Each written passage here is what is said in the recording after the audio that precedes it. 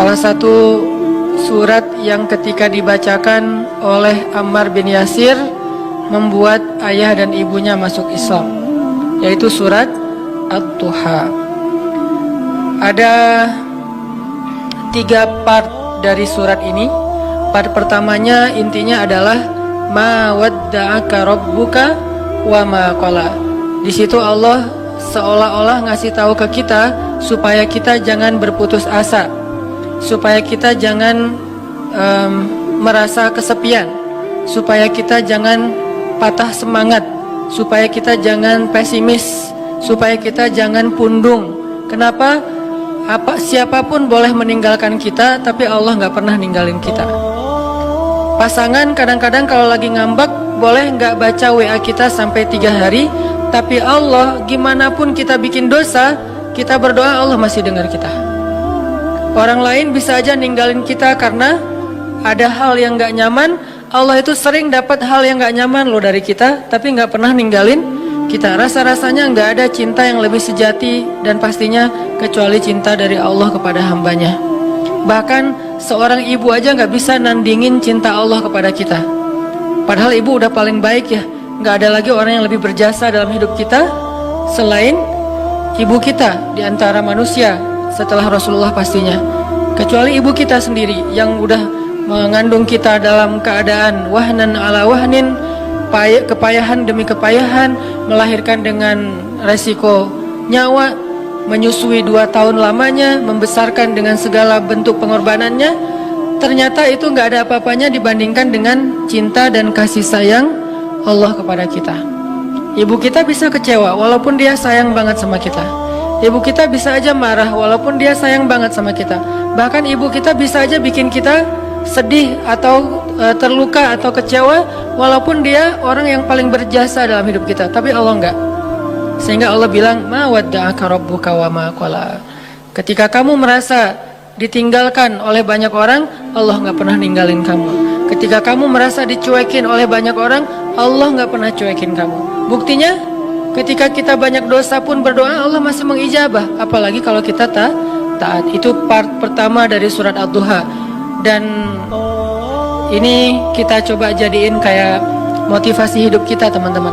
Ketika kita lagi lemah, ketika kita lagi drop, kita baca ma wadda'aka rabbuka wa ma qala. Kalau kita mengaku Allah hasbi, cukup buat saya Allah, hasbi Allah, hasbunallah, berarti kalimat itu harusnya kalimat motivasi banget. Terjemahan dari kalimat itu banyak. Ma wadda'aka rabbuka wa ma qala bisa diterjemahkan la tahzan innallaha ma'ana. Bisa. Ma wadda'aka rabbuka wa ma qala bisa diterjemahkan dengan kalimat fa inna ma'al usri yusra. Ma wadda'aka rabbuka wa ma qala bisa diterjemahkan inni ma'akuma asma'u wa ara. Aku bersama kamu berdua wahai Musa dan Harun, asma'u wa ara, mendengar dan melihat. La takhafa, jangan takut wahai Musa dan Harun. Idhaba ila Fir'aun, pergilah kamu berdua kepada Fir'aun. La takhafa, inni ma'akuma asma'u wa ara. Aku yang akan memantau apa yang terjadi pada diri kalian. Jadi aku tahu banget, update banget setiap detiknya. Bahkan sebelum terjadi, aku sudah mempersiapkan perisai untuk melindungi kalian. La takhafa, jangan takut. Itu terjemahan-terjemahan yang banyak di Al-Quran tentang kalimat ma wadda'aka rabbuka wa ma qala. Atau mungkin kita bisa challenge diri kita sendiri ya. Ketika kita tilawah Al-Quran secara acak, cari ayat terjemahan atau bahasa lain dari ma wadda'aka rabbuka wa ma qala. Coba cari di Al-Baqarah, cari di Ali Imran, itu banyak banget kalimat ma wadda'aka rabbuka wa ma qala. Rabbmu tidak pernah meninggalkanmu, nggak pernah benci sama kamu. Ayatnya banyak banget bahwa Allah nggak pernah ninggalin kita, bahwa Allah nggak benci sama kita. Salah satunya mungkin kalau Allah nggak benci sama kita tuh, misalnya ayat fa'in yuridullahu bikumul yusra wala yuridu bikumul usr.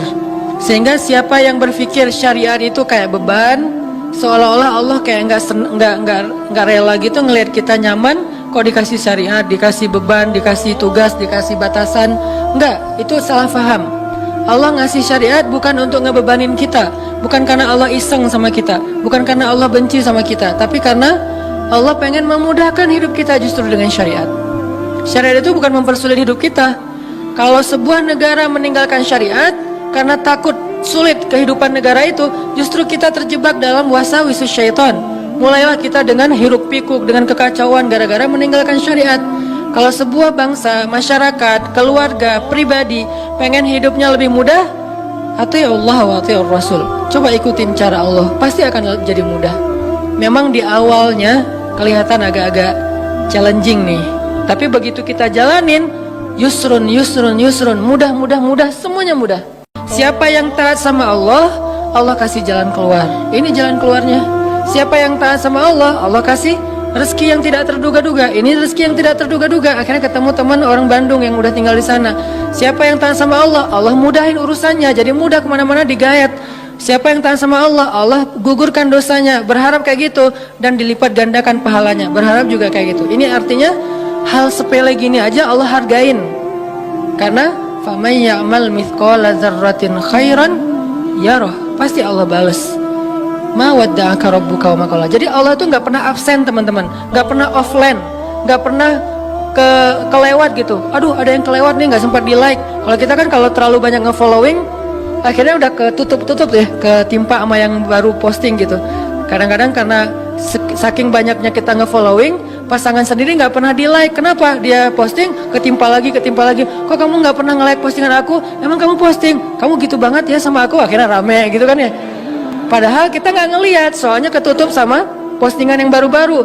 Allah nggak pernah gitu.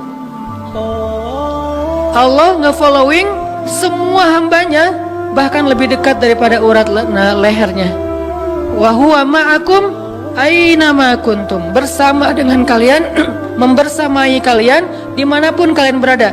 Tapi ketika kita post adegan-adegan kehidupan kita, nggak pernah ada yang ketimpa dan kelewat sama Allah untuk di like, untuk di komen, untuk di repost. Bahkan Umar di repost oleh Allah di Al-Quran kata-katanya.